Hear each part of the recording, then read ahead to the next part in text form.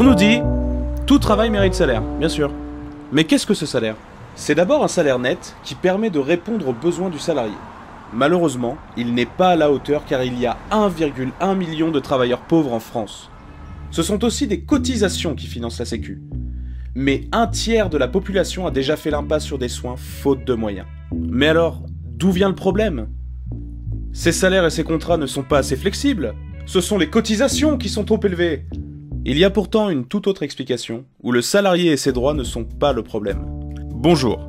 Il serait temps de toucher 2 mots sur le salaire socialisé. Il faut bien comprendre que le salarié ne prend pas de l'argent à l'entreprise. Il n'est pas une charge, c'est lui qui crée la richesse.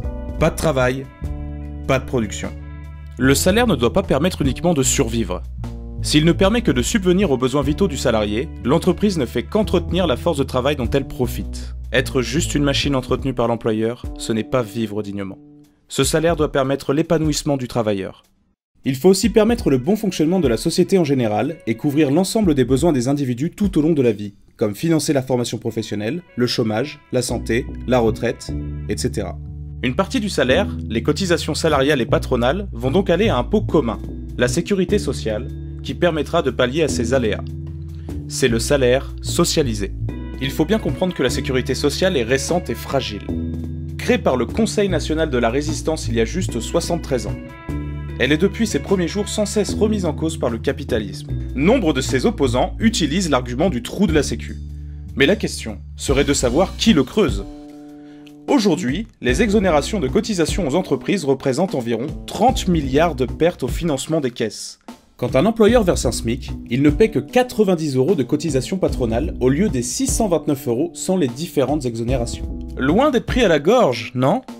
Il existe également une part des rémunérations non soumises à cotisation.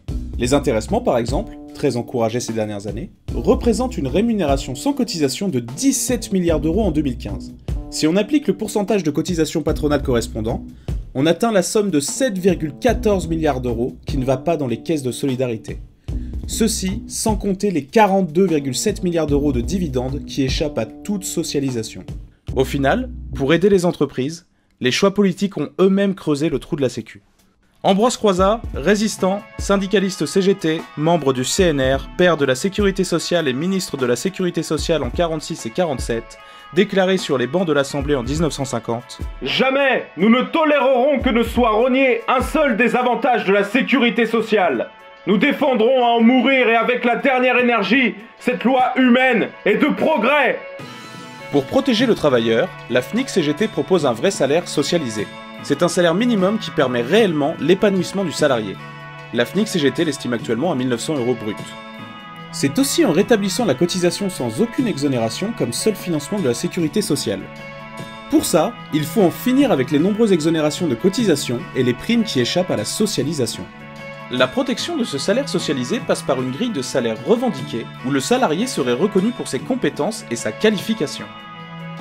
Le salaire serait fixé en fonction de la formation initiale, l'expérience et la formation continue du travailleur. C'est le salaire à la qualification.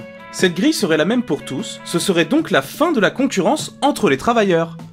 Le salarié n'est pas une charge, bien au contraire, c'est lui qui produit les richesses de l'entreprise. Il faut en finir avec la culpabilisation du salarié.